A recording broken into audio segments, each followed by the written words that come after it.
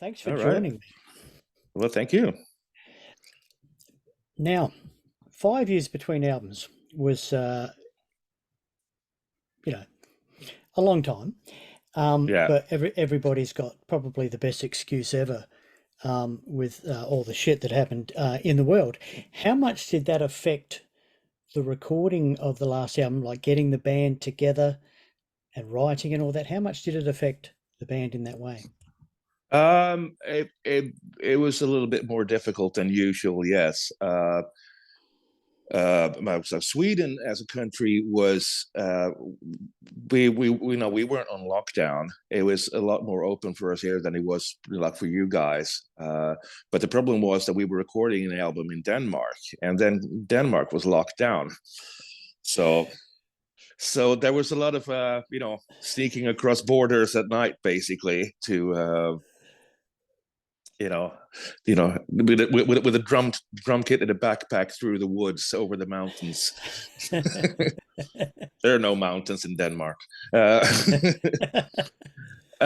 but it was a bit difficult to get that going. So we did some of the recording in Denmark, and then we did some in Sweden. But it was difficult. Having a Canadian singer coming in from Germany trying to get into Denmark somehow, and yeah, things like that. It was difficult in a practical sense.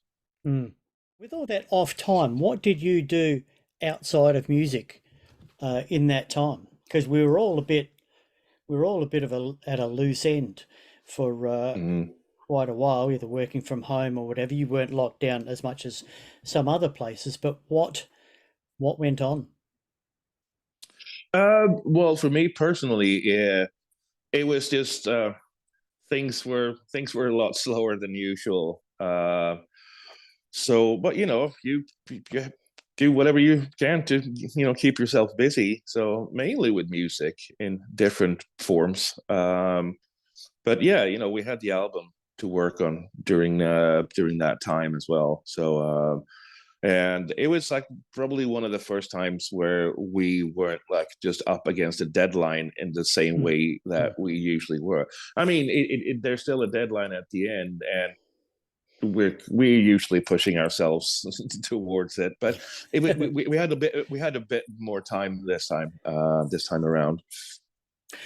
Did you find that you experimented more because you had time or not? I think no, I don't think more than we usually would have. No, because it's still the same thing as having to get, because we all live in different places, and I don't think we really spent a lot more time in the studio than we normally would have. Because especially when it came to like the recording in Denmark, we were sort of like a bit restricted with time and all that, because it's difficult to get people in and out and things like that. So no, I wouldn't say it was any different than any other recording Mm. in that sense. Let's talk about you personally. What were you listening to growing up? How did you get on this path? Oh, it was a lot of the '70s stuff. Mainly Deep Purple was one of the bands that I grew up listening to, and then of course after that, Rainbow, Kiss, got that, and then hearing like Thin Lizzy and Judas Priest and things like that. That's the thing that got me into it, and then of course the whole new wave of British heavy metal. I mean, Maiden, Saxon, anything, and then of Mm. course the thrash, and then the death metal, and then yeah. So it was a lot, but they especially sort of like the traditional stuff. Early '80s things. Mm. Is that how you ended up in Night Flight Orchestra? Well, I think probably yes. Because I mean, I've always had a sort of diversified taste in music. Whereas, I mean, there was a time when when metal around sort of like 84, where like most of like even the metal bands all of a sudden started to have like high hair and spandex and stuff, and a Mm. lot more keyboards and things. And then back then, didn't like that. And then, but then, of course, but at that same time, there was another way to go, because then there was stuff that sounded a bit more like the punk that I had listened to as well. Uh, as a teenager. So because then came like Metallica and Slayer, so there was another route to go down. So Mm. you weren't stuck with the high hair and keyboards. But then again, growing up, it's like all that stuff, all the super melodic stuff. I like it a lot more now than I did then. But then I Yeah, think it was just you were as a young person, you're just like, no, this is what I like. I don't like that. yeah, yeah. But these days, of course, I mean, but I always listen to a lot of like, of course, softer stuff even back then. But the main thing then was, of course, the most extreme thing you could ever hear. That's the stuff that you liked. Mm. But then as you grow up, like you not really like that anymore. So yeah, so that's probably why I ended up in night flight. Yes. Mm. When did you pick up a bass? I think the first time was like when I was around like 14, I think, something like that. Mm. There was some friends of mine had a punk band, because I was fiddling around with guitar at the time, and then their bass player left, and so I tried like playing with them, and ever since then I've been sort of like back and forth between guitar and bass, and then like everybody wanted to be a guitar player, and nobody wanted to be, nobody wanted to play bass. So all of a sudden, when you play bass, and if you do it fairly well, then all of a sudden, like the whole market opens up for you. But because you know, it's like you know, Supply and demand, eh? Mm.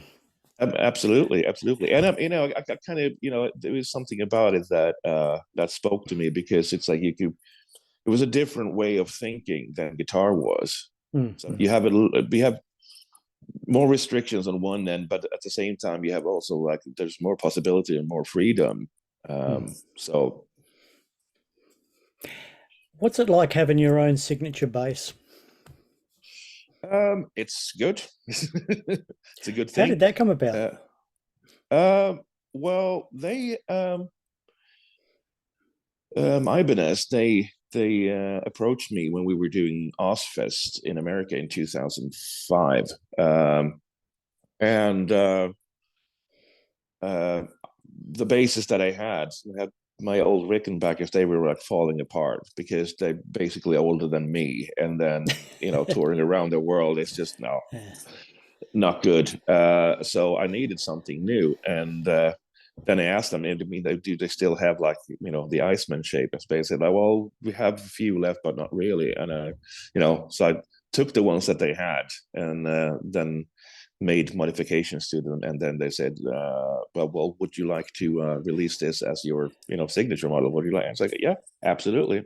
So I could just specify what I wanted in terms of wood and electronics and things, and then it's fantastic, because like you get free bases, and then they sell them, so they also pay you for that. It's like, no, I don't know if I want to be a part of that at all. Now you're just about to come all the way over here, the other side of the world.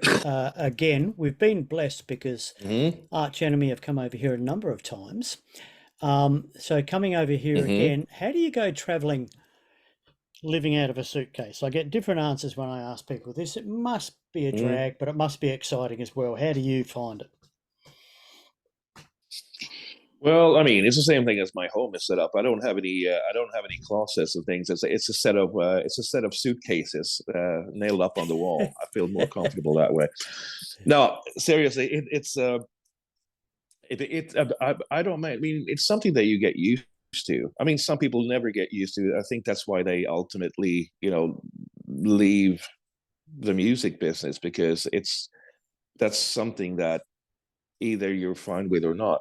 I mean, the thing with traveling is like the traveling itself, getting from point A to point B is not a lot of fun, but getting to every new place it's worth it in the end. Mm, And nobody likes airports and nobody likes airplanes. Like, but they're a very, very good tool to get you to where you need to go. So that's fine. And you get there, you get to a hotel room, or like we do in Europe or America, we just basically live in a bus. You have your bunk, you can pull the curtain, there you have your own little world. It's I mean, I think it's the music, it's the shows and all that makes it worthwhile, even if the mm, traveling is hard. mm, You get out there, you get to play to people, and you get to see like people's reactions to stuff that you made yourself. mm, mm. It's all worth it in the end. And then on top of that, there's also the experiences of like seeing other countries, going places, breathing the air, tasting the food, getting hung over on whatever they have in that country, uh, and things like the meeting people, getting to talk to people from other cultures and things. It's a very enriching part of life. Mm, It's such a perk in this business, I think. mm. Now, a typical Australian tour you're coming up with here, you've got one day off in the itinerary. Um, Mm. we hit you hard here. You're not going to be relaxing on a tour bus going from Adelaide to Melbourne. It's all. No, it's not really possible in your country, is it? it's So, do you give yourself a bit more time off? Do you get here a bit early? Do you hang around afterwards to sort of take in a bit? um Because really, apart from that one day, it's boom, boom, boom, boom, boom. yeah. Well, no, the thing is, it's we come in from New Zealand, uh, and then we have that evening off when we come in, and then we go, and then I think last show in Fremantle we get off stage at sort of, I think it's 11-ish something, and then you know, then there's a lobby call at 3 a.m. For us to catch a flight to Japan. So Fucking hell. no would be the answer to your question, unfortunately. Yeah, But them's the breaks sometimes. yeah. It's fine. I would like. I mean, we've been blessed. Many of the times we've been to Australia that we actually had a little bit of time. More time for travel days in between, which means that at least you have like half a day. I mean, at least you have an evening you can go out and Mm. see things and relax a little bit. This time, it's just a bit of a more cramped schedule, unfortunately.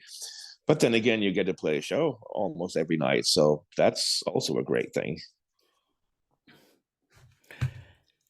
What would you be doing if you weren't in music? What do you Um, reckon you'd be doing? it's really hard to say. I mean, I've been doing this for so long, so I really have no idea what it would be. And but that's the things like, because I don't have an interest that is as strong as music. It's something that I really like to do. But then again, life has a way of just like, pointing you in certain directions. Things Mm, just happen. So if I weren't to, if I wouldn't do this, I would have fallen into something else that did I probably, been passionate about. mm, I have a hard time imagining myself doing, being in a job that I don't really like, mm. because I've had the luxury of getting to do this for all my life, most of my life. I had a lot of crap jobs in my younger years, but it was just basically, it was just means to get by. And then finally at some point they started to pay off, so he actually pays the rent, which Yeah. is all you can ask for. Mm. What's the funniest thing that's happened on tour? Is there a funny story that springs to mind, whether um, it doesn't have to be on tour, recording an album, anything to do with music? What's the funniest thing that springs to mind? I don't really know. That's a really tough question. You get it like many times, and it's equally hard every time, because I you know what? The thing is, I don't really think and it's not so many like funny incidents, not so many weird or wild stories. But then once you sit down and talk longer to somebody, and then you start talking about something, and they just say like, well, they find it astonishing. But at the moment, I can't really. I mean, I draw a blank. I can't really think of anything. But the thing All is, right. like, it becomes the weirdness becomes normality. That's why. All right, we'll change the question. What's the most mind-blowing memory like when you walked off stage and you went, "Holy fuck, did that just happen?" Is there an occasion There like that? many. There's one actually. It was actually both before, and it was actually standing backstage, right by the stage door, at what's the place called? The Arena in Brisbane in 2005. Hmm. We had just come from Japan, and Japan, I mean, they're very quiet. They're very Yeah, yeah, they are. Yeah. they're extremely civilized at shows. And then for us, like, we were just there was no band playing. It was a changeover. We were about to go on in like 15 minutes, and it sounded like a war was going on in there. And we were just like, what the hell is this going to be like? And then we went in, and afterwards we were just completely drenched with sweat. And it was like that was one of the one of those moments that I will, always cherish. And fortunately, it's been like that almost every time we've been back to Australia. So Hmm. We know how to have a good time. you certainly do, sir. Hey, we're nearly to the end of our Yep. thing here. Have you got a free Mhm. hand? Can you give us the horns in the camera, at least with one hand? Excellent. Thank you so much. Hey, thanks for taking the time Right. to have a talk to me tonight. Looking forward to seeing you guys very Mhm. soon here in Australia, our hometown's first show up. So can't wait. Mhm. Thanks for talking to me. Yeah. Take care, and we'll see you Thank soon. you. See you soon. Thank you, man. Take care. Bye.